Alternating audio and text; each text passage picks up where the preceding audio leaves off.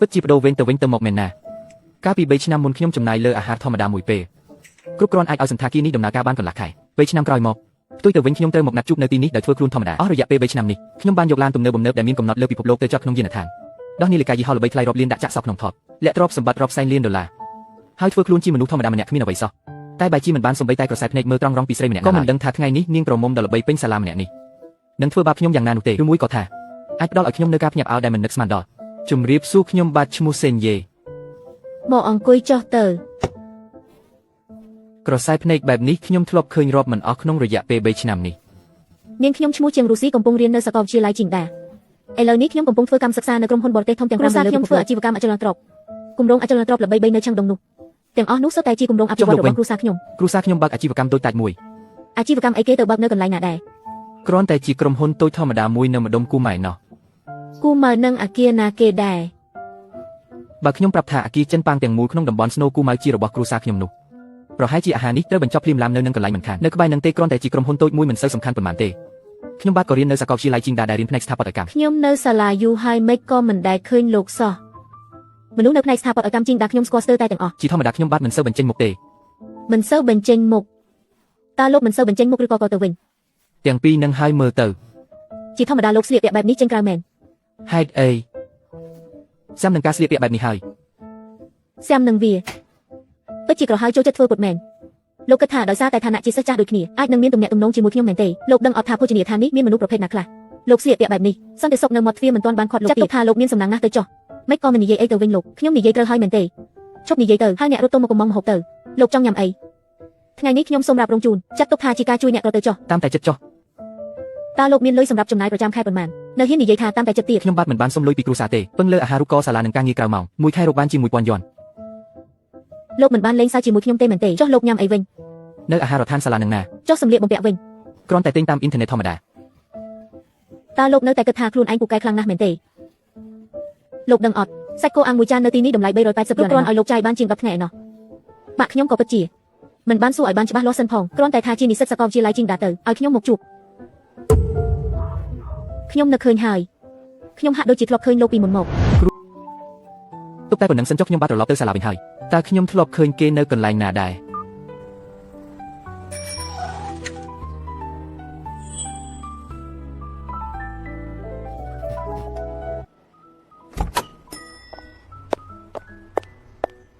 តើលោកស្គាល់ខ្ញុំទេលោកស្គាល់ខ្ញុំបាទចាត់ទុកថាស្គាល់គ្នាចុះតាមពិតទៅខ្ញុំធ្លាប់ឃើញលោកនៅពេលនោះតើលោកបានជួបខ្ញុំបាទនៅណានៅកន្លែងជាច្រើនលោកឈ្មោះសេនយ៉ានមែនទេនាងមិនត្រឹមតែស្គាល់ខ្ញុំបាទប៉ុណ្ណោះថែមទាំងស្គាល់ឈ្មោះខ្ញុំបាទទៀតលាហើយនាងជាអ្នកណាឲ្យប្រកាសឡើង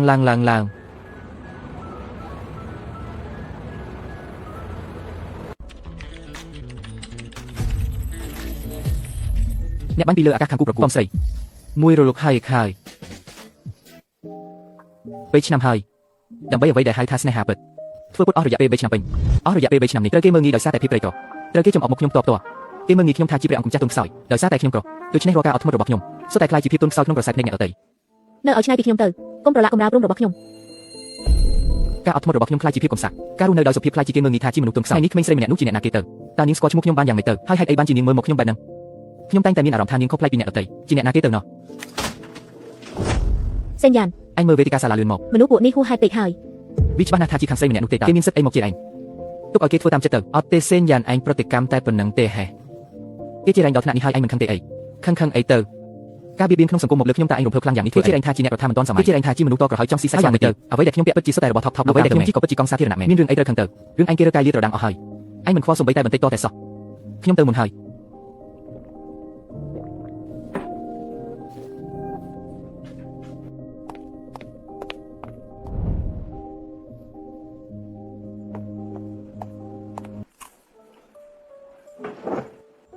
នាងចេះតែមើលខ្ញុំធ្វើអីលោកចេះតែមើលខ្ញុំធ្វើអីគ្មានអីទេត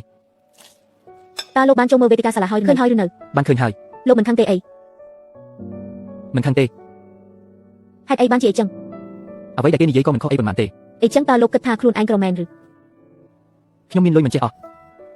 មានសម្ព័ន្ធក្រុមហ៊ុនជើងប៉ាងទាំងមូលកំពុងរងចាំខ្ញុំទទួលមរតកនៅតំបន់ថ្លៃបំផុតក្នុងទីក្រុងប៉េកាំងខ្ញុំមានផ្ទះល្វែងធំទំនេររាប់ជាច្រើនខ្នង រថយន្ត Swarmo ដែល limited ក្នុងយានដ្ឋានប្រមូលផ្ដុំធូលីដីខ្ញុំមិនដែលបានបើកប៉ុន្មានដងផងប៉ុន្តែ3ឆ្នាំមកនេះខ្ញុំពាក់អាវយឺតតម្លៃ39 យ៉ន 9 កាក់ពាក់ស្បែកជើងក្រណាត់ដែលរលុយកោកកេមជិះកង់សាធារណៈនៅក្បែរផ្លូវចំណាយ 1000 យ៉នក្នុងមួយខែសូម្បីតែខ្ញុំខ្លួនឯងក៏ស្ទើរតែភ្លេចទៅហើយថាខ្ញុំខ្លួនឯងពិតជាមានលុយឬក៏អត់នោះខ្ញុំមិនដឹងទេអីចឹងខ្ញុំប្រាប់លោកទៅអាវយឺតរបស់លោកមួយនេះបកគក់ចិត្ត1ឆ្នាំហើយអាវវាលងអស់ហើយលោកនៅតែពាក់ទៀតតើនាងអាចដឹងរឿងទាំងនេះបានយ៉ាងម៉េចទៅខ្ញុំមិនដែលប្រាប់អ្នកណាគេតតែសូម្បីតែមិត្តរួមបន្ទប់ក៏មិនបានចាប់អារម្មណ៍ផងស្បែកជើងក្រណាត់ដែលលោកពាក់នៅនឹងជើងមួយគូនេះកែនស្បែកជើងវាលុយកៅអស់ហើយទាំងយកកៅលេខ502ទៅបទៀតបាត់ជើងវាលីងស្ទើរអស់ទៅហើយតែលោកនៅតែស្រណោះមិនព្រមប្ដូរលោកមិនដែលជិះកង់សាធារណៈលើពីកន្លះម៉ោងឡើយគ្រាន់តែដើម្បីសន្សំថ្លៃលើម៉ោង1 យ៉ន 5 កាក់ដូច្នេះរាល់ពេលដែលលោកទៅកន្លែងណាដែលឆ្ងាយបន្តិចលោកតែងតែចាក់សល់កង់ទុកមុនរួចស្កេនយកកង់មួយទៀតលោកតែងតែញ៉ាំតែបាយធម្មតាតាមតូបលេខ3ប៉ុណ្ណោះដោយសារតែមីងចាងគាត់មិនធ្វើវីដៃដល់ឲ្យច្រើនជាងគេហើយតម្លៃក៏ថោកជាងគេដែរពេលព្រឹកលោកតែងតែញ៉ាំតែទឹកសណ្តែកនិងបំពង់កាត់ពេលថ្ងៃត្រង់និងពេលល្ងាចលោកតែងតែញ៉ាំហូបសាច់មួយមុខនិងហូបបន្លែមិនដែលកុំមុខហូបណាដែលថ្លៃលើពី10 យ៉នឡើយក៏មិនដែលទិញភេសជ្ជៈដែរផឹកតែស៊ុបឥតគិតថ្លៃរបស់អាហារដ្ឋានលោកតែងតែអង្គុយនៅជួរ3ខាងមុខក្នុងថ្នាក់នៅពេលដែលលោកក្រោកឈរឆ្លើយសំណួរសំឡេងមិនសូវខ្លាំងទេប៉ុន្តែមិនដែលឆ្លើយខុសសំបីតែម្ដងនៅពេលដែលលោកមិនសប្បាយចិត្តលោកនឹងទៅរត់នៅទីលានកីឡារត់មួយជុំហើយមួយជុំទៀតកាន់តែមិនសប្បាយចិត្តលោកក៏រត់កាន់តែច្រើនជុំលើកដែលច្រើនបំផុតលោករត់បាន20ជុំរត់រហូតដល់ងឹតសូនឲ្យឈឹងទៅត្រឡប់ទៅអន្តេវាសិដ្ឋានវិញតើនាងអាចដឹងរឿងទាំងអស់នេះបានយ៉ាងម៉េចទៅព្រោះខ្ញុំតាមមើលលោកអស់រយៈពេល3ឆ្នាំហើយ2ឆ្នាំពីពេលចូលរៀនឆ្នាំទី1រហូតដល់ឥឡូវនេះខ្ញុំមិនដែលបានចាប់អារម្មណ៍គាត់ផងគាត់ពិតជាស្ងប់ស្ងាត់បែបនេះសោះសម្លឹងមើលខ្ញុំអស់3ឆ្នាំពេញខ្ញុំញ៉ាំរួចហើយខ្ញុំទៅរៀនមុនណាសៀវភៅនឹងឲ្យអញពេលក្រោយសៀវភៅអីគេវាប្រែថាគ្រាដែលខ្ញុំបានបំភ្លេចចោលទាំងនោះគឺសុទ្ធតែមាននាងនៅទីនោះសោះ3ឆ្នាំពេញខ្ញុំមិននឹកស្មានថាតាំងពីចាប់ផ្ដើមចូលសាកលវិទ្យាល័យមកមានស្រីម្នាក់បានសម្លឹងមើលនឹងនៅក្បែរខ្ញុំដោយស្ងៀមស្ងាត់សោះ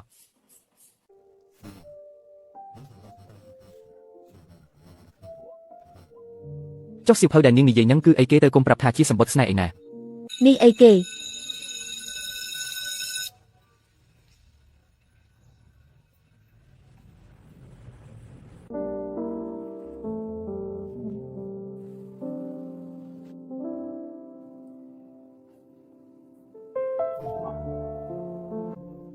េឯងនឹងដឹងហើយរយៈពេល3ឆ្នាំពេញគ្រាដែលគ្មានអ្នកណាដឹងព័ត៌មានលម្អិតដែលអ្នកអតីមើលរំលងទាំងអស់នោះរាល់ទុកសោកដែលមិនបាននិយាយចេញសុទ្ធតែត្រូវបាននាងគូវាសយ៉ាងយកចិត្តទុកដាក់មួយបន្ទាត់ៗក្នុងសៀវភៅនេះសោះ3ឆ្នាំហើយវាប្រែថាមានម្នាក់តាមខ្ញុំពីក្រោយរហូតសម្លឹងមើលខ្ញុំដោយស្ងៀមស្ងាត់អស់3ឆ្នាំពេញស្នេហាលួចលាក់អស់3ឆ្នាំរបស់ខ្ញុំទីបំផុតនាងបានឃើញហើយអរគុណច្រើនណាស់សុវណ្ណវេទិកាសាលាមានរឿងហើយជាងរុស្ស៊ីបានបង្ហោះសារដោយខ្លួនឯងហើយគេបង្ហោះឯងនៅនឹងហើ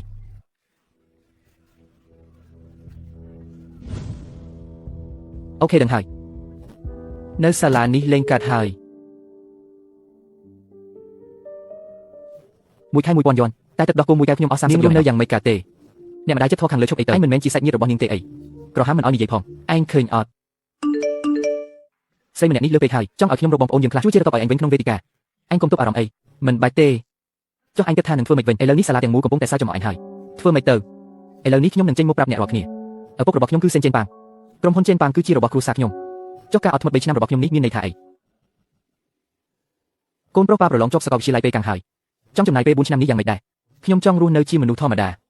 តែជីវិតមនុស្សធម្មតានឹងវាយ៉ាងម៉េចទៅខ្ញុំចង់លះបង់អត្តសញ្ញាណរបស់ប៉ាលះបង់ក្រុមហ៊ុនចេនប៉ាងចោលហើយគ្រាន់តែជាខ្លួនខ្ញុំធ្វើជាសិស្សសាកលវិទ្យាល័យធម្មតាម្នាក់ខ្ញុំចង់ដឹងថាបើគ្មានលុយពឹងលើខ្លួនឯងតើមានអ្នកណាពិតជាមើលឃើញខ្ញុំទទួលស្គាល់ខ្ញុំស្រឡាញ់ខ្ញុំដែរឬអត់ទេប៉ាព្រមតាមកូន4ឆ្នាំនេះប៉ាមិនជ្រៀតជ្រែកជីវិតកូនទេមិនឲ្យកូននៅការប្រព្រឹត្តក៏មិនឲ្យលុយកូនច្រើនជាងនេះតែកូនត្រូវគិតឲ្យច្បាស់ណាកូនផ្លូវនេះមិនងាយស្រួលទេណាគ្មានលុយកូននឹងត្រូវគេមើលងាយត្រូវគេធ្វើបាបត្រូវគេចាត់ទុកជារឿងកំ pl ាញ់និងរងទុក្ខវេទនាច្រើនតើកូនទ្រាំបានទេកុំបារម្ភអីប៉ាខ្ញុំទ្រាំបានឯងមិនខឹងអីមិនខឹងទេហេតុអីទៅសេងយេងឯងដឹងទេថាហេតុអីបានជាខ្ញុំស្រឡាញ់ឯងព្រោះខ្ញុំក្រនឹងណាអត់ទេគឺព្រោះតែឯងក្រនឹងហើយតែឯងមិនដែលគិតថាខ្លួនឯងទៀតជាងគេឡើយមីងនៅអាហារដ្ឋានថែមយ៉ាវេឲ្យឯងតែងតែនិយាយអរគុណដោយស្មោះមិនដែលព្រោះតែខ្លួនឯងក្រហើយគិតថាចិត្តល្អរបស់គេជារឿងធម្មតាឡើយស្បែកជើងកណាត់របស់ឯងបិទ2ដងហើយកែនស្បែកជើងក៏របូតអស់ហើយដែរតែឯងនៅតែឈរត្រង់ខ្លួនជានិច្ចមិនដែលព្រោះតែស្លៀកពាក់មិនស្អាតហើយមិនហ៊ានងើយមុខមើលអ្នកណាឡើយឯងត្រូវគេចំអកមើលងាយនៅមុខគេឯងត្រូវគេមើលងាយត្រូវគេធ្វើបាបដល់មុខតែឯងមិនដែលមកទៅនរណាម្នាក់ឡើយមិនដែលរហមមុខខ្ញុំស្អិតឡើយក៏មិនដែលអន់ក្បាលដែរខ្ញុំបានមើលឯងអស់3ឆ្នាំ2ឆ្នាំពេញឯងមិនដែលអន់ក្បាលម្ដងណាឡើយអ្នកអត់ទេគិតថាឯងក្រគិតថាឯងធ្លាក់ខ្លួនគិតថាឯងគួរឲ្យអាណិតប៉ុន្តែខ្ញុំដឹងណាក្នុងចិត្តអ្នកមន្ត្រីក្រតតែសោះអ្នកមានពិភពលោកផ្ទាល់ខ្លួនមានមោទនភាពផ្ទាល់ខ្លួនមានការតស៊ូផ្ទាល់ខ្លួនរបស់ទាំងនេះសំខាន់ជាងសម្លៀកបំពាក់ម៉ាកល្បីៗរថយន្តប្រណិតរថយន្តស្វ័រទៅទៀតណែ2ឆ្នាំនេះគេគ្រប់គ្នាឃើញតែភាពព្រៃករបស់ខ្ញុំភាពកំសត់របស់ខ្ញុំភាពធម្មតារបស់ខ្ញុំមានតែអ្នក អ្នកអាចមើលឃើញអ្វីដែលខ្ញុំលាក់ក្រោមរូបរាងក្រីក្រជាមោទនភាពដែលមិនព្រមអន់ក្បាល សេនយ៉ានមិនថាអ្នកជានរណាទេមិនថាអ្នកពិតជាក្រីក្រធ្វើពុតជាក្រីក្រទេមិនថាអ្នកជាសិស្សធម្មតាឬមានអត្តសញ្ញាណផ្សេងទៀតខ្ញុំស្រឡាញ់អ្នក3ឆ្នាំហើយចាប់តាំងពីថ្ងៃដំបូងនៃឆ្នាំទី1ពេលដែលខ្ញុំឃើញអ្នកនៅមាត់ទ្វារសាលាក៏លងស្រឡាញ់អ្នកទៅប្រយោគនេះខ្ញុំចង់ប្រាប់អ្នកយូរហើយ សូវ៉ាន់ខ្ញុំមិនមែនជាមនុស្សដូចអ្នកគិតនោះទេតើមានន័យយ៉ាងណាខ្ញុំចង់ប្រាប់នាងការពិតប្រាប់នាងថាខ្ញុំជានរណាប៉ុន្តែខ្ញុំក៏ខ្លាចថាបើបង្ហាញអត្តសញ្ញាណនេះទៅស្នេហាដ៏បរិសុទ្ធមួយនេះក៏នឹងប្រែប្រួលដែរខ្ញុំត្រូវរងចាំពេលវេលាដ៏សមស្របបំផុតមិនមែនឥឡូវនេះទេមិនមែនពេលដែលខ្ញុំកំពុងត្រូវបានគេចំអកហើយត្រូវប្រើអត្តសញ្ញាណដើម្បីបញ្ជាក់ខ្លួនឯងនោះទេពេលក្រោយទៅអ្នកនឹងដឹងហើយល្អខ្ញុំនឹងរងចាំអ្នកចាស់ វៃម៉ាក់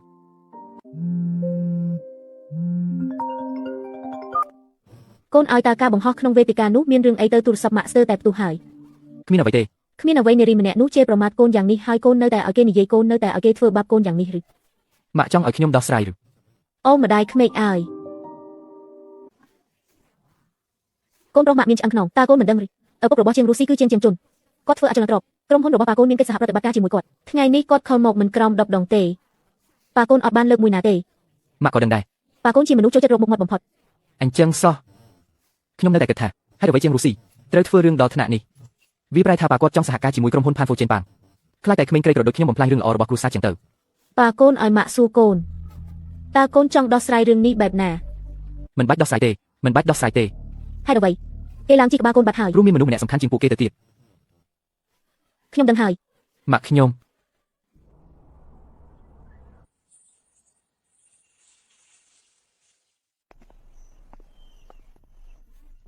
តើនាងនិយាយអីសួរខ្ញុំថាចង់ដោះស្រាយរឿងក្នុងវេទិកាអត់ខ្ញុំក៏ប្រាប់ថាមិនបាច់ទេបាទ ហេតុអ្វីមិនបាច់គេនិយាយពាក្យអាក្រក់ណាស់ ព្រោះតែអ្នកនៅទីនេះហើយមានអ្នកនៅទីនេះដរាបណាមានអ្នកនៅទីនេះគ្មានអ្វីសំខាន់ទេ ខ្ញុំមកដល់ហើយ មានរឿងអី សេនយ៉ានតើអ្នកពិតជាមិនបំណងដោះស្រាយការបង្ហោះនោះទេ អ្នកចង់ឲ្យខ្ញុំដោះស្រាយឬ មិនមែនចង់ឲ្យអ្នកដោះស្រាយទេខ្លាចអ្នកទុកក្នុងចិត្តពិបាកចិត្តតែម្នាក់ឯងខ្ញុំដឹងថាអ្នកពិបាកចិត្ត ខ្ញុំមិនពិបាកចិត្តទេ ពិតមែន ពិតមែន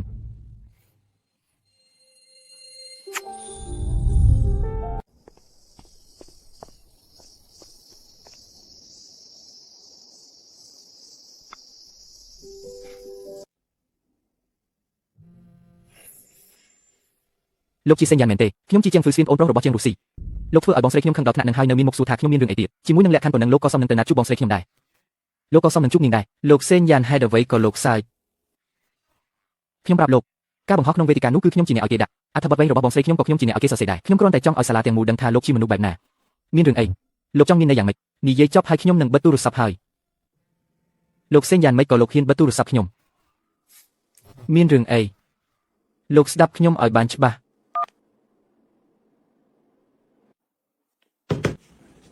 នរណាគេនឹងជាងជឺសួនប្អូនប្រុសរបស់ជាងរុស្ស៊ីអ្នកនៅខាងសហព័ន្ធនិស្សិតនោះគាត់មករកអញធ្វើអីគំរាមកំហែងខ្ញុំ ចប់ហើយ ជាងជឺសួនម្នាក់នឹងមិនមែនចេះតែញញែជាមួយបានទេផ្ទះគេមានលុយហើយមានក្នុងបង្អែកនៅសាលាទៀតឆ្នាំមុនមានសិស្សម្នាក់ហ៊ានទល់នឹងគេត្រូវគេធ្វើបាបរហូតដល់ឈប់រៀនតែម្ដងហើយមិនទៀតមិនបានជាមិនទៀត ឯងមិនខ្លាចទេហេ មិនខ្លាចទេអញយកអីមកអត់ខ្លាចនឹងផ្ទះឯងមានរ៉ែអីផ្ទះមានរ៉ែប្រហែលជាអីចឹងហើយបងយ៉ានចុះពេលនេះត្រូវធ្វើយ៉ាងម៉េចទៅចូលគេងឯងមិនទៅសុំទោសគេទេហេមិនទៅទេ ប្រាប់ខ្ញុំមកថាតើអញគិតអីនឹង ខ្ញុំអាចគិតអីទៅបងសួន10នាទីហើយបាទសិនយ៉ាងអញចង់មកព្រឹកអីបងសួនចង់បង្រៀនមេរៀនបន្តិចអត់បងរកមើលឲ្យខ្ញុំរកមើលថាតើគាត់មានចំណុចខ្សោយអីខ្លះខ្ញុំចង់ឲ្យវាលុបជង្គង់សុំទោសបងសួនខ្ញុំនឹងទៅឥឡូវនេះបាទសិស្សម្នាក់នឹងមិនក៏ហ៊ានយ៉ាងនេះចាំមើលវាហ៊ានយកអីមកទល់នឹងខ្ញុំ ជាងជឺសួនមិនបានមករំខានអញទេ មកហើយមិនទៀតខ្ញុំអត់ខ្វល់ពីគេទេ ឯងមិនក៏លយម្លេះ មិនមែនឡើយទេអីចឹងជាស្អីវិញសូវ៉ាន់ប្រសិនបើថ្ងៃណាមួយអញដឹងថាខ្ញុំមិនមែនជាមនុស្សដូចអញគិតនោះទេឯងនឹងធ្វើយ៉ាងម៉េចដែរមានន័យថាម៉េចគ្រាន់តែថាមានលុយច្រើនជាងអ្វីដែលអញគិតបន្តិច មានលុយច្រើនបន្តិចសុទ្ធតែជាអ្នកមានមែន ពិតជាមានលុយច្រើនមែន ឯងចង់ប្រាប់ខ្ញុំថាតាមពិតឯងគឺជាកូនអ្នកមានចំនួនទី2ដែលលាក់បានអីចឹងទេ អីចឹងអញចិញ្ចឹមខ្ញុំចាប់ពីពេលនេះទៅ anh mình khoa tê ខ្វល់រឿងអី khoa thạc nhung ban bọc anh ឯងបោកខ្ញុំរឿងអីឯងមិនបានប្រាប់ខ្ញុំពីអត្តសញ្ញាណឯងសោះតែរាល់ថ្ងៃឯងញ៉ាំអីសៀកពីអីធ្វើអីខ្លះខ្ញុំឃើញនឹងភ្នែកទាំងអស់ឯងក្រឯងត្រូវគេមើលងាយឯងមិនដែលព្រមអន់ក្បាលទេរឿងទាំងនេះពិតឬមិនពិត bật mền ប៉ុណ្ណឹងបានហើយវាមិនសំខាន់ទេថាអញជានរណាអញគឺជាអញទៅ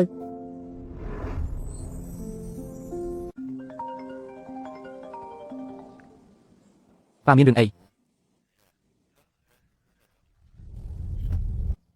anh trong đọc sai bạch nè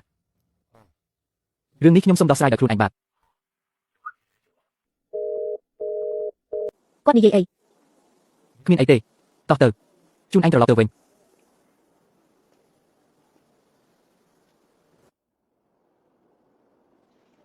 សញ្ញាណមិនថាអញជានរណាក៏ដោយខ្ញុំនឹងនៅក្បែរជានិច្ច បងដឹងហើយ អូនទៅហើយលីហើយ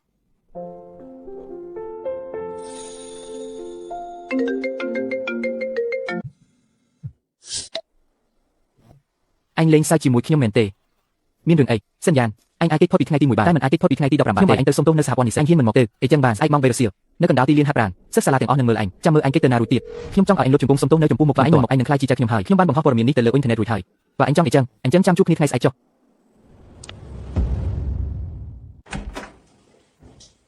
លោកសិនយេបមានរឿងធំហើយ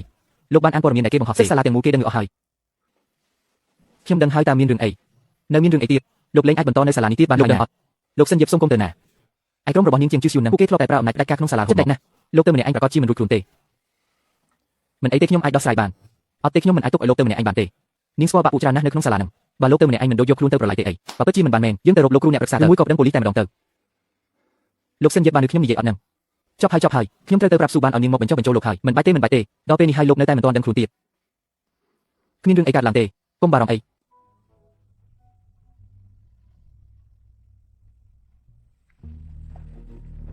និយាយមកចង់ដោះស្រាយបែបណាអូសិនយេបអញពិតជាហ៊ានមកមែនខ្ញុំស្មានថាអញបាក់ស្មារតីលាក់ខ្លួនបាត់ហើយតើសិនយេបអញដឹងទេថាអីដែលខ្ញុំខ្ពើមអញបំផុតនោះ អញក៏ហើយមិនអីទេតែបែរជាមកពុតជាប្រងើយកន្តើយពេញមួយថ្ងៃទៅវិញឯងស្មានថាខ្លួនឯងជាអ្នកណាហ៊ានមកអ៊ូតរកដាក់ខ្ញុំដែរហេត្រូវហើយ និយាយចប់ហើយ សិនយេបខ្ញុំហើយឯងមកថ្ងៃនេះគោលបំណងគឺសាមញ្ញណាស់គឺនៅចំពោះមុខមនុស្សពេញសាលាទាំងអស់គ្នានឹងមកលុបជង្គង់សុំទោសខ្ញុំសិនយេបតាមពិតខ្ញុំក៏មិនចង់ឲ្យរឿងនេះទៅជាអាក្រក់បែបនេះដែរតែឯងក៏គួរតែទទួលស្គាល់ការពិតខ្លះទៅឯងមិនសមនឹងខ្ញុំទេតាំងពីដើមរហូតដល់ចប់នឹង សុំទោសទៅនៅចំពោះមុខមនុស្សពេញសាលាទាំងអស់គ្នានេះ អន្តក្បាល90ដឺក្រេបន្ទាបក្បាលអញចុះនិយាយឲ្យលឺ3ដងថាខ្ញុំខុសហើយថ្ងៃនេះខ្ញុំនឹងទុកឯងហើយ អញសាច់អីគ្មានអីទេម៉េចនៅចង់ហៅគេមកជួយទៀតហេ ខ្ញុំប្រាប់ឯងឲ្យហើយ ថ្ងៃនេះនរណាមកជួយក៏មិនរួចដែរជីស្យូនបានបង្ខំខ្ញុំឲ្យលុបជង្គង់នៅលើវាលស្មៅលោកជួយប្រាប់ពូជាងខ្ញុំបន្តិច គេហៅប៉ាគេមកហើយ ខ្ញុំស្មានថាហៅអ្នកណៃណាអូតាមពិតទៅហៅប៉ាមកជួយទេអីប៉ាគេនឹងជាអ្នកណាជាអ្នករត់ម៉ូតូដូចអ្នករើសអេចាយមានសមត្ថភាពអាចមកគ្រប់គ្រងបងពូយើងបាន សិនយេបឯងឈប់មកធ្វើពុតជាចេះដឹងបន្លាយគេទៅប៉ាឯងពិតជាមានអំណាចមែនចុះហេតុអីឯងនៅសាលារៀននៅតែរស់នៅកំសត់បែបនេះ ខ្ញុំមើលទៅឯងនេះគឺមិនឃើញជុំមិនស្រក់ទឹកភ្នែកទេដឹ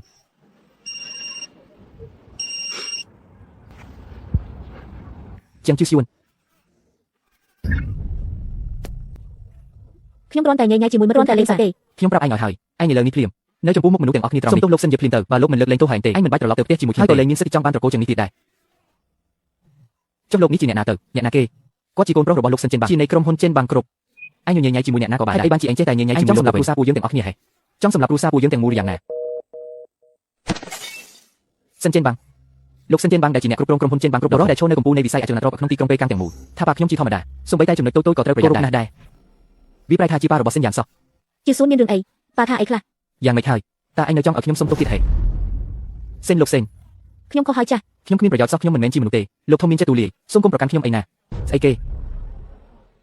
វ៉ាស មិនមានរឿងអីកើតឡើងជីជូបានលុបជង្គង់សុំទោសហើយ ចុះលោកសេនតើគាត់ជានរណាទៅណសេនចិនបាំងចុះក្រុមហ៊ុនចិនបាំងវិញ សិនចិនបាងគាត់មិនមែនជាមេធំលំដាប់កំពូលរបស់យើងទេអីឬថាគ្រូសាកញ្ញាជីសួនបានរីកចម្រើនមកដល់សប្តាហ៍នេះគឺដោយសារក្រុមហ៊ុនចិនបាងផ្ដល់ផ្លូវឲ្យគាត់បានធ្វើជំនួយមួយនេះឯងនេះហើយបានជាកញ្ញាជីសួនអង្វរខ្លាំងម្លេះហ្នឹងបើគ្មានក្រុមហ៊ុនចិនបាងគ្រូសាគាត់ក៏គ្មានបានអ្វីដែរ ចប់ហើយ ពីមុនខ្ញុំធ្លាប់ជាគាត់នៅលើវេទិកាទៀតឥឡូវខ្ញុំទៅបដូរលេខសម្គាល់កណេខ្ញុំនៅតន្ត្រីឡើងទៅមិនបានទេ លោកសេន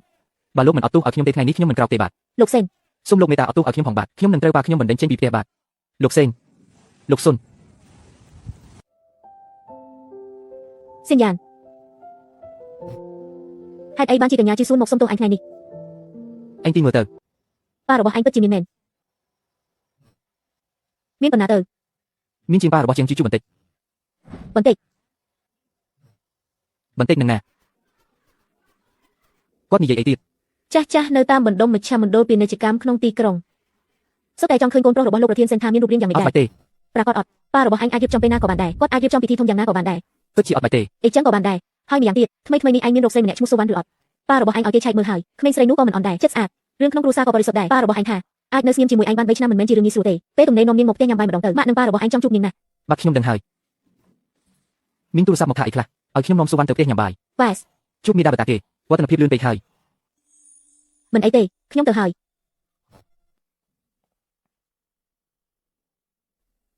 យសញ្ញាណអញនៅតែជាអញមែនទេ ពីទីលានរហូតមកដល់ពេលនេះនាងមិនបានសួរខ្ញុំមួយម៉ាត់ថាគ្រួសារខ្ញុំមានលុយប៉ុន្មានទេមិនបានសួរខ្ញុំថាហេតុអីបានជាខ្ញុំលាក់បាំងឋានៈ3ឆ្នាំហើយក៏មិនបានឆ្ងល់ថាខ្ញុំជានរណាដែរនាងខកតែពីខ្ញុំនៅតែជាខ្ញុំរត់លោកសេង អត់ទេលោកសេង សូមលោកចាប់អង្គុយបាទលោកចង់ញ៉ាំទឹកអត់ខ្ញុំនឹងចាក់ជូនឥឡូវនេះបាទលោកសេងកាលពី3ឆ្នាំមុនខ្ញុំមិនគួរបានធ្វើបាបលោកទេមែនទេបាទអញខ្ចីលុយខ្ញុំ50យន់កាលពីមុនមិនទាន់សងទេខ្ញុំសងវិញឥឡូវនេះបាទ500យន់អត់5000យន់ខ្ញុំគ្រាន់តែលេងសើចនឹងអញទេខ្ញុំខ្លាចស្លាប់ហើយបាទខ្ញុំស្មានថាចប់ហើយបាទគ្មានអីទេសញ្ញាណអញពិតជាលាក់បាំងខ្លាំងពេកហើយរយៈពេល3ឆ្នាំពេញឯណោះពួកយើងមិនបានដឹងបន្តិចសោះនាងកញ្ញាជូស៊ូននោះខ្ញុំមិនពេញចិត្តនាងយូរហើយចុះរឿងនៅទីលានលេងថ្ងៃនេះទូទ្រង់ណាស់ម៉ាក់ជំរាបសួរអ្នកណាគេនឹង ខ្ញុំជាងរកស៊ីសញ្ញាណខ្ញុំសុំទោសខ្ញុំពិតជាដឹងថាខ្ញុំខុសហើយថ្ងៃនោះខ្ញុំពិតជាខុសមែនខ្ញុំមិនគួរនិយាយបែបនោះដាក់អ្នកទេខ្ញុំមិនគួរមើលងាយអ្នកទេខ្ញុំមិនគួរបង្ហោះបង្កាច់បង្ខូចអ្នកតាមអ៊ីនធឺណិតទេខ្ញុំសូមអង្វរអ្នកមេត្តាអត់ទោសឲ្យខ្ញុំផងណាខ្ញុំសូមអង្វរអ្នកហើយណាថ្ងៃនេះប៉ាខ្ញុំមកផ្ទះជេរខ្ញុំស្ទើរងាប់ហើយ គាត់បាននិយាយថា គាត់ថាបើអញមិនព្រមលើកលែងទេគ្រួសារយើងនឹងចប់ហើយសញ្ញាណសូមមេត្តាអាណិតខ្ញុំផងខ្ញុំពិតជាដឹងថាខ្ញុំខុសហើយខ្ញុំសូមអង្វរអ្នកណាអ្នកចង់ឲ្យខ្ញុំធ្វើអ្វីក៏បានដែរ ជាងរកស៊ីតើអញនៅចាំរឿងសៀងឈីងថ្ងៃនោះទេតើអញបាននិយាយអ្វីខ្លះអញថាខ្ញុំប្រហែលចូលចិត្តធ្វើរពាអញមិនខុសត្រង់មិនស្គាល់ខ្ញុំជាអ្នកណាទេអញខុសត្រង់ថាអញគិតតាំងពីដំបូងថាក្រមិនសមនឹងទទួលការគោរពនោះទេខ្ញុំមិនធ្វើអីអញទេអញក៏មិនបាច់ខ្លាចដែរតែអញចាំណានៅលើโลกនេះមិនមែនតែអ្នកដែលខ្ពង់ខ្ពស់ទើបជាមនុស្សនោះទេគឺអ្នកដែលរស់នៅស្អាតស្អំទេទើបជាមនុស្សខ្ញុំយល់ហើយបងយ៉ានអស្ចារ្យពិតជាអស្ចារ្យមែន បងមកទីនេះធ្វើអី មកទទួលអូនតោះទៅញ៉ាំអីទៅ សញ្ញាណឥឡូវអូនមានលុយច្រើនម្លេះនៅតែញ៉ាំអាហាររហ័សបំផុតទៀត មែនហើយ ហេតុអ្វីទៅ មានអ្នកដួសបាយអត់រំកើដៃឲ្យបានច្រើនសូវ៉ាន់ម្សិលមិញអូនបានសួរខ្ញុំថាតើខ្ញុំនៅតែជាខ្ញុំដែរឬអត់ខ្ញុំចង់ប្រាប់អូនថាខ្ញុំនៅតែជាខ្ញុំដដែលពីមុនក៏អីចឹងឥឡូវក៏អីចឹងទៅថ្ងៃមុខក៏អីចឹងដែរ អូនដឹងតើ មិនក៏អូនដឹង ព្រោះកន្លែងនេះអត់ផ្លាស់ប្ដូរទេអូនបានមើលបងអស់3ឆ្នាំហើយកាយវិការបងដើររបៀបបងអន់មុខញ៉ាំបាយរបៀបបងដើរយ៉ាងស្ងៀមស្ងាត់អូនអាចគូវាបានដោយបិទភ្នែកទៀតម្សិលមិញអូនបានមើលហើយនៅតែដូចដើមអីចឹងអូនបានមើលបងអស់3ឆ្នាំរាល់ពេលដែលអូនទ្រាំលេងបានរាល់ពេលដែលអូនមានអារម្មណ៍ថាពិបាកខ្លាំងហើយឈឺចាប់អូនក៏នឹកឃើញពាក្យយាយនិយាយថាកុំខ្លាចអីសញ្ញាណបងដឹងអត់ថាហេតុអ្វីបានជាអូនចូលចិត្តបង ហេតុអ្វីទៅ ព្រោះបងដូចយាយអូនខ្លាំងណាស់យាយក៏ក្រីក្រដែរក៏ត្រូវគេមើលងាយដែរតែក៏មិនដែលព្រមអានក្បាលដែរមានគេធ្វើបាបគាត់នៅផ្សារជេរគាត់ក៏មិនដាក់ក្នុងចិត្តដែរគឺគាត់នៅតែលក់បន្លែយ៉ាងស្ងៀមស្ងាត់ដែរអូនក៏សួរយាយថាយាយអត់ខឹងទេហើយគាត់តែងតែញ៉ាំហើយនិយាយថាយើងរស់នៅជីវិតយើងទៅទុកឲ្យគេនិយាយអីក៏និយាយទៅបងក៏ដូចគ្នាដែរត្រូវគេមើលងាយត្រូវគេចំអកត្រូវគេជេរតាមអនឡាញបងមិនដែលអន់ក្បាលទេស្បែកជើងរើកៅហើយបងយកកៅបិទទេអស់មួយឆ្នាំទៀតបងដើរមិនដែលអន់ទ្រូងឬពុតខ្លួនទេបងក្រតែក៏បងរស់នៅបានស្អាតស្អំជាងអ្នកណាទាំងអស់ពេលយាយស្លាប់អូនអត់បានយំទេអូនបានសន្យានឹងគាត់ថានឹងរឹងមាំហើយអត់យំទេប៉ុន្តែថ្ងៃនេះអូនចង់យំ យំទៅអូនខ្ញុំនៅទីនេះ សេនយ៉ានបងគិតថាអូនគួរឲ្យអាណិតខ្លាំងណាស់ហេ អត់ទេ មិនទេហី ព្រោះអូនមិនគួរឲ្យអាណិតបន្តិចណាសោះអូនមានយាយណាគាត់ខំពេញមួយជីវិតចិញ្ចឹមអូនធំដឹងក្តីគាត់បង្រៀនអូនរហូតបានប្រឡងចប់សាកលវិទ្យាល័យអូនឲ្យចិត្តល្អបង្រៀនឲ្យអូនក្លាហានហើយបង្រៀនអូនឲ្យក្លាហានហ៊ានស្រឡាញ់អ្នកណាម្នាក់អូនមានក្តីស្រឡាញ់នៅក្នុងចិត្តអូនមានទ្រព្យច្រើនជាងមនុស្សជាច្រើនទៅទៀត សេនយ៉ានអរគុណបងណា អរគុណរឿងអី អរគុណបងដែលមិនបានគិតថាអូនគួរឲ្យអាណិតមកបងអូននឹងនាំបងទៅមើលរបស់ម្យ៉ា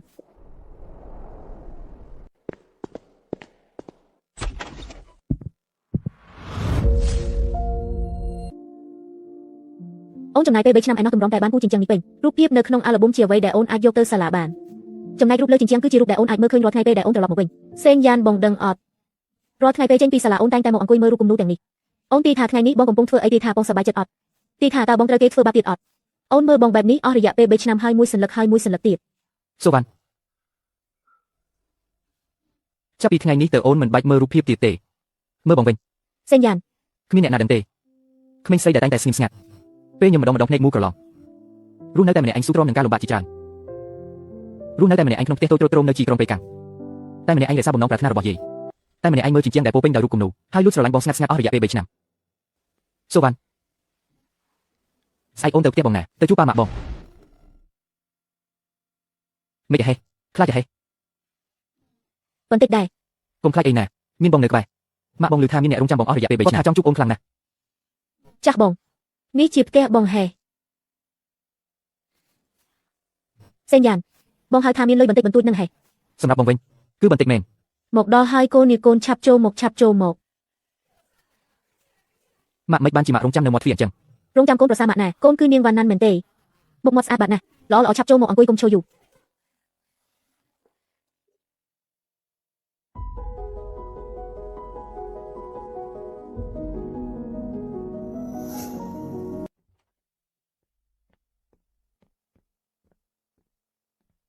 ក្មួយគឺនាងសូវ៉ាន់មែនទេ ចាស់លោកពូ លោកពូឮថា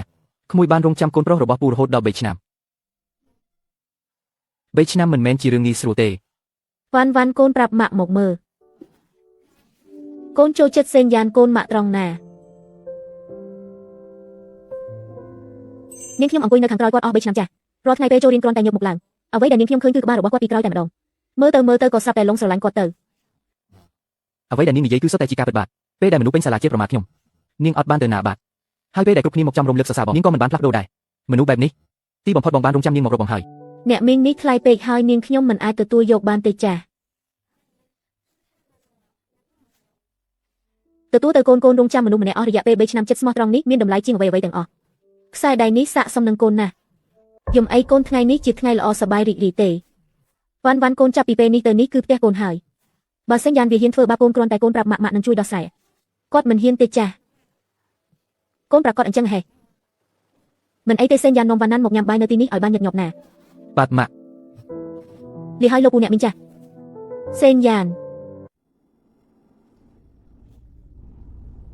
ម៉ាក់បងល្អណាស់ គាត់ចូលចិត្តអូនខ្លាំងណាស់បងដឹងមិនទៅគាត់ឲ្យខ្សែដៃទៅអូនហើយតើនោះជាវត្ថុមានតម្លៃបំផុតក្នុងមួយជីវិតរបស់គាត់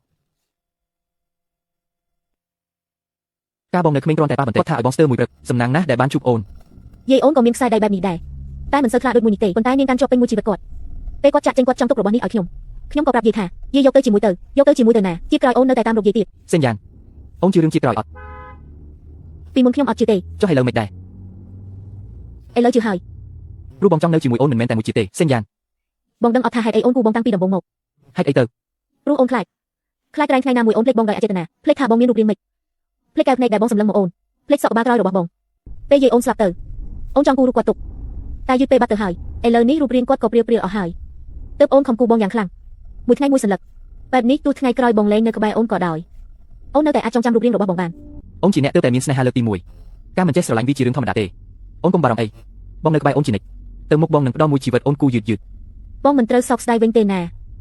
លោកសេនប្រធានក្រុមហ៊ុនបានអនុម័តហើយបាទគម្រោងគួយវិសានស៊ូដែលលោកបានរចនាបានកំណត់ឈុតឆាកហើយល្អខ្ញុំដឹងហើយឯកសារកំណែចុងក្រោយនឹងផ្ញើឲ្យនៅពេលរសៀលនេះសេនយ៉ានអូនមើលបងធ្វើអី មើលបងនឹងណា មានអីគូមើលទៅមួយជីវិតនេះក៏មើលអូនមិនគ្រប់ដែរ សៀវភៅនោះទៅតែដាក់លក់ភ្លាមក៏ត្រូវគេទិញអស់ផ្លែមកទៅត្រឡប់វិញល្អខ្លាំងណាស់អរគុណច្រើនសាត្រាស្លឹករឹតសៀវភៅថ្មីខ្ញុំកំពុងគូហើយចុងខែនេះនឹងអាចដាក់ជូនបានហើយប៉ាម៉ាក់អូនលែងលះគ្នាតាំងពីអូនអាយុ3ឆ្នាំម្លេះទៅតែលែងលះម៉ាក់អូនមិនចង់បានអូនទេប៉ាអូនក៏មិនខ្វល់ពីអូនដែរគឺយាយទេដែលគាត់ចិញ្ចឹមបីបាច់អូនតាំងពីតូចមកយាយអូនមិនដែលបានរៀនសូត្រទេមួយជីវិតរបស់គាត់គឺនៅតែផ្សារជួយគេលក់បន្លែប៉ុណ្ណោះគាត់បានឲ្យអូនញ៉ាំបាយឲ្យអូនស្លៀកពាក់ទិញជក់គូរូបឲ្យអូនហើយរៀនគូទៀតយាយអូនតែងតែប្រាប់អូនថាវ៉ាន់ណានកូនត្រូវខំរៀនឲ្យបានពិន្ទុល្អចូលរៀននៅសាកលវិទ្យាល័យល្បីណាកុំឲ្យពិបាកដូចយាយទៅថ្ងៃក្រោយយាយសប្បាយចិត្តខ្លាំងណាស់ជួបអ្នកណាគាត់ក៏ទាញដៃគេនិយាយប្រាប់ដែរចៅស្រីខ្ញុំប្រឡងជាប់សាកលវិទ្យាល័យពេកាំងហើយចៅស្រីខ្ញុំមានអនាគតល្អហើយតែគាត់មិនអាចរងចាំដល់ថ្ងៃអូនចូលរៀនបានទេមហារាជសួររកឃើញភ្លាមគឺដំណាក់កាលចុងក្រោយហើយពេលប្រាប់ថាអាចរស់បានត្រឹមតែ6ខែទៀត6ខែយាយអូនដឹងថាវាត្រូវចំណាយលុយច្រើនណាស់គាត់ក៏ប្រាប់ភ្លាមថាមិនបាច់ព្យាបាលទេទុកលុយទាំងអស់ឲ្យវ៉ាន់ណានរៀនអូនក៏ប្រាប់ថាអត់ទេត្រូវតែព្យាបាលយាយអូនក៏អង្អែលក្បាលអូនហើយនិយាយថាទោះជីក៏នៅតែឈឺចាប់ដែរកូនខំរៀនទៅយាយមើលពីលើមេឃទៅនឹងសប្បាយចិត្តហើយថ្ងៃដែលយាយអូនស្លាប់គាត់បានចាប់ដៃអូនហើយនិយាយពាក្យចុងក្រោយមួយឃ្លាមកកាន់អូន គាត់និយាយថាវ៉ាន់ណានកូនត្រូវតែល្អណាស់ថ្ងៃក្រោយបើកូនជួបអ្នកណាដែលកូនស្រឡាញ់កូនត្រូវក្លាហានដេញតាមគេទៅកុំខ្លាច